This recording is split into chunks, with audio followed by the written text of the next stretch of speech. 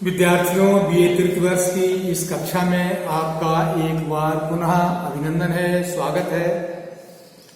हम आपको प्रसिद्ध निबंधकार आचार्य हजारी प्रसाद द्विवेदी द्वारा लिखित देवदारू निबंध की विषय में चर्चा कर रहे हैं। मैंने आपको बताया कि यह देवदारू निबंध आचार्य हजारी प्रसाद द्विवेदी का उल्लेखनीय और चर्चित निबंध है। इसमें उन्होंने देवदारू का विभिन्न रूपों में बड़ा मनोहारी, सुंदर और आकर्षक वर्णन किया है। हम आपको देवदारू निबंध से कुछ प्रमुख गद्य खंड समझा रहे हैं। देखिए, बात यह है कि जब मैं कहता हूं कि देवदारू सुंदर है तो सुनने वाले सुंदर का एक सामान्य अर्थ ही लेते हैं। हजार तरह के सुंदर पदार्थों में रहने वाला एक सामान्य सौंदर्य धर्म है।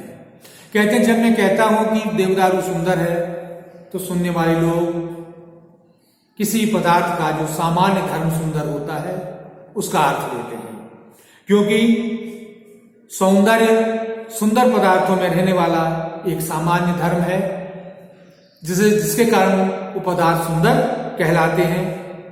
सौंदर्य का कौन सा विशिष्ट रूप मेरे हृदय में उल्लास तरंगित कर रहा है, यह बात बस मैं ही जानता हूं। लेकिन सौंदर्य का कौन सा विशिष्ट रूप, अर्थात जिस देवदारू का मैं वर्णन कर रहा हूं वो सुंदर है, लेकिन उसके सौंदर्य की कौन सी क्रिया, कौन सा विशिष्ट रूप मेरे हृदय को तरंगित कर रहा है, मेरे हृदय को आनंदित कर रहा है, मेरे हृदय में एक रोमांच पैदा कर रहा है, यह बस मैं ही जानता हूं, मैं ही अनुभव कर सकता हूं।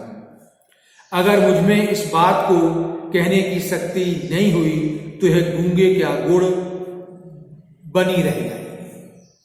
और उस अनुभव को, जिस सौंदर्य को काल में अनुभव कर रहा हूं, जिस सौंदर्य काल मेरे हृदय में एक रोमांच, एक अद्वितीय तरंगें पैदा हो रही हैं और उसका यदि मैं वर्णन नहीं कर सकता तो ये गूंगे का गुड़ के समान होगा। जैसे कोई गूंगा व्यक्ति गुड़ खा लेता है, लेकिन वाणी विहीन होने के कारण, वाणी न होने के कारण उस गुड़ से मिलने वाले मधुर आनंद को वो बता नहीं पाता है, तो उसी प्रकार से देवदारू के अगर सौंदर्य का वर्णन मैं नहीं कर पाया तो मेरी स्थिति भी गूंगे के गुड़ की तरह होगी। जिसमें शक्ति होती है वो कवि कहलाता है। अनेक प्रकार के कौशल से वो इस बात को कहने का प्रयत्न करता है, फिर भी शब्दों का सहारा तो उसे लेना ही पड़ता है। कहते हैं, अभिव्यक्ति की जिसमें शक्ति होती है, जो अपनी बात को अनेक रूपों में प्रकट करने की कला में सिद्धहस्त होता है, उसे कवि कहते हैं। कवि अपनी बात को प्रकट करने के लिए, अभिव्यक्त करने के लिए जिन शब्दों का प्रयोग करता है, उन शब्दों के चयन में उसका अभिव्यक्ति कौशल, उसकी कला दिखाई देती है। उसे भी अपनी बात शब्दों के माध्यम से ही कहनी पड़ती है। शब्द सदा सामान्य अर्थ को प्रकट करते हैं, कवि विशिष्ट अर्थ देना चाहता है। वो छंदों के सारे उपमान योजना के बल पर ध्वनि साम्य के द्वारा विशिष्ट अर्थ का साधारणीकरण करता है, तो भी क्या सब उसके विशिष्ट अर्थ को समझ पाते हैं? बिल्कुल नहीं। कहते हैं, शब्द सदा सामान्य अर्थ को प्रकट करते हैं। शब्द का सामान्य अर्थ होता है, जैसे मैंने कमल कहा, कमल एक पुष्प है, घोड़ा कहा, अश्व कहा, एक जानवर है, तो शब्द हमेशा सामान्य अर्थ प्रकट करते हैं। और कवि विशिष्ट अर्थ देना चाहता है। कवि उन शब्दों में एक विशेष अर्थ देता है जिससे सौंदर्य की अभिव्यक्ति हो जाए। तो इसके लिए वो क्या करता है, वो छंद में अपनी बात कहता है और उपमान योजना, प्रतीक योजना, बिंब योजना आदि के माध्यम से अलंकारिक भाषा में अपनी बात कहता है, जिससे वो सौंदर्य शब्द में एक सौंदर्य आ जाता है और उसकी अभिव्यक्ति चारुत्वमयी हो जाती है, लोगों को प्रभाव जमाने वाली हो जाती है। वो उपमान योजना के द्वारा ध्वनि साम्य के द्वारा, अर्थात एक जैसे ध्वनि वाले शब्दों का प्रयोग करके विशिष्ट अर्थ का साधारणीकरण करता है। वो विशिष्ट अर्थ जो शब्द का जो विशिष्ट अर्थ होता है, जो विशिष्ट भाव होता है, उसका सामान्यीकरण करता है। साधारणीकरण विद्यार्थियों आपने पढ़ा होगा। साधारणीकरण एक साहित्य शास्त्र का सिद्धांत है, जिसका अर्थ होता है विशेष को सामान्य कर देना। कोई विशेष वस्तु होती है, कुछ विशेष व्यक्ति पदार्थ है, उसको इस रूप में प्रस्तुत करना कि वो सबका हो जाए, सब उसे अपना अनुभव करें, सब उसे अपना मान लें, यही साधारणीकरण कहलाता है। विशेष को सामान्य कर देना। तो कवि क्या करता है, यही काम करता है। वो विशेष को सामान्य कर देता है, वो विशेष को साधारण कर देता है, जिससे पढ़ने वाला पाठक उसके साथ तादात्म्य स्थापित कर लेता है और पाठक की उसके साथ एक समान अनुभूति हो जाती है और वो उसमें आनंदित होता है। तो ये कार्य कौन करता है, कवि करता है। तो भी क्या सब उसके विशिष्ट अर्थ को समझ पाते हैं? बिल्कुल नहीं। लेकिन उसके बावजूद भी एकदम साहित्यकार ये काम करता है, कवि ये काम करता है कि जिन शब्दों का प्रयोग करता है, जिनमें विशिष्ट अर्थ भरता है, उस विशिष्ट अर्थ का वो सामान्यीकरण कर देता है, साधारणीकरण कर देता है। लेकिन उसके बावजूद भी सब उसका अर्थ नहीं समझ पाते हैं। क्यों? अर्थ किसी भी शब्द का अर्थ या उसका जिस अर्थ में किसी रचनाकार ने प्रयुक्त किया है, उस भावभूमि तक पहुंचने के लिए भावित्री प्रतिभा की भी आवश्यकता होती है। तो वही हजारी प्रसाद द्विवेदी जी कह रहे हैं कि इस सब के बावजूद भी आवश्यक नहीं है कि हर एक कोई उसके अर्थ को समझ ले। अर्थ निश्चय ही वक्ता की इच्छा के अधीन नहीं है, वह सामाजिक स्वीकृति चाहता है।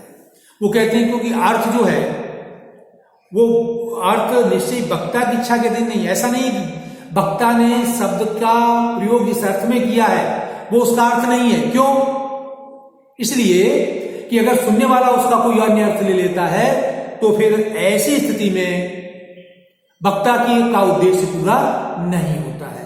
आपने देखा विद्यार्थियों, इसीलिए कई बार आपस में मनमुटाव या वैमनस्य या लड़ाई झगड़े से हो जाते हैं, तो हम कहते हैं कि नहीं, मेरे कहने का मतलब नहीं था। क्यों? वक्ता कहना कुछ चाहता है और श्रोता उसका अर्थ कुछ लगा लेता है। तो इसलिए वो कहते हैं कि निश्चित रूप से अर्थ जो है वक्ता के अधीन नहीं है। श्रोता उसका भिन्न अर्थ में अगर ग्रहण कर लेता है, उसका भिन्न अर्थ ले लेता है, तो उस समय ऐसी स्थिति पैदा हो जाती है। क्योंकि अर्थ सामाजिक स्वीकृति चाहता है। जब तक समाज से बचो, अगर मान लीजिए कमल हम कहते हैं तो समाज में एक स्वीकृत है कि कमल एक पुष्प है, पुष्प रूप में उसकी पहचान है।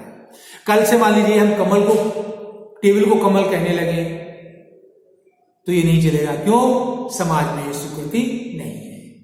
तो किसी शब्द का अर्थ वक्ता के अधीन नहीं है। ऐसा नहीं है कि आप चाहें तो किसी वस्तु के लिए भी शब्द का प्रयोग कर दें, आप कर सकते हैं, लेकिन वो तब तक मान्य नहीं होगा जब तक समाज स्वीकृत नहीं देगा। समाज जिसे बैल कहता है वही बैल है, जिसे गाय कहता है वही गाय है। आप यदि कहना चाहें कि हम गाय को बैल कह दें, बैल को गाय कह दें, तो ऐसा नहीं हो सकता। क्यों? समाज ये स्वीकृति नहीं देता है।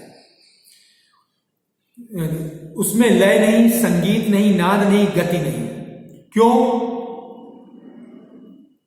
नहीं? क्यों? इसलिए कहना चाह रहे हैं कि शब्द का जो अर्थ है वो समाज की स्वीकृति उसमें होती है और वक्ता अपने हिसाब से शब्द के किसी अर्थ का प्रयोग नहीं कर सकता। शब्दों के गतिशील आवेश से वो हिलता है, घबराता है, नए नए परिवेश में सजता है, तब कई नया अर्थ पैदा करता है। और कहते हैं शब्द से जो अर्थ प्रकट होता है वह शब्द गतिशील आवेश से हिलता है, अर्थात वक्ता या कवि उस शब्द में एक विशिष्ट अर्थ का प्रयोग करता है और उस शब्द के द्वारा अर्थ भरभरा करके क्या होता है, प्रकट होता है, नए नए परिवेश में सजता है और तब कहीं नया अर्थ देता है, तब के शब्द से नया अर्थ निकलता है। अर्थात उसे कवि जब उपमानों के द्वारा, लक्षणा के द्वारा इस शब्द का प्रयोग करता है तो उसमें नए नए अर्थ निकलते हैं। अर्थ में लय नहीं होता, वो लय के सारे नए अर्थ देता है। क्योंकि अर्थ में लय नहीं है, वो लय के सारे जो है नवीन अर्थ देता है। तो विद्यार्थियों, इस देवदारू निबंध में द्विवेदी जी ने तत्सम शब्दों का प्रयोग किया है। भाषा परिष्कृत है, सुबोध है और भाषा में कसावट है। ये निबंध बहुत सुंदर इनका निबंध है। इस निबंध में उन्होंने देवदारू का विभिन्न संदर्भों में वर्णन किया है और ये बताया है कि शब्द का अर्थ वक्ता के अधीन नहीं होता है, वह श्रोता के अधीन होता है। साहित्यकार ये शब्द में विशिष्ट अर्थ भर देता है और वो उस विशिष्ट अर्थ का साधारणीकरण करता है, तब जब सामान्य उसे समझ लेता है। लेकिन इसके बावजूद भी कई बार उस शब्द का अर्थ जो है वह सामान्य व्यक्ति नहीं समझ पाता पूरी तरह, क्योंकि शब्द से अर्थ जो है वह भरभरा करके आवेग के साथ प्रकट होता है। इसलिए अर्थ में लय नहीं होता, वह लय के सारे नया अर्थ देता है। बहुत बहुत धन्यवाद। कल हम आपको एक नया निबंध विद्यानिवास मिश्र द्वारा लिखित हल्दी, दूध और दध्यक्षक के संबंध में चर्चा करेंगे। तब तक के लिए हम आपसे विदा लेते हैं।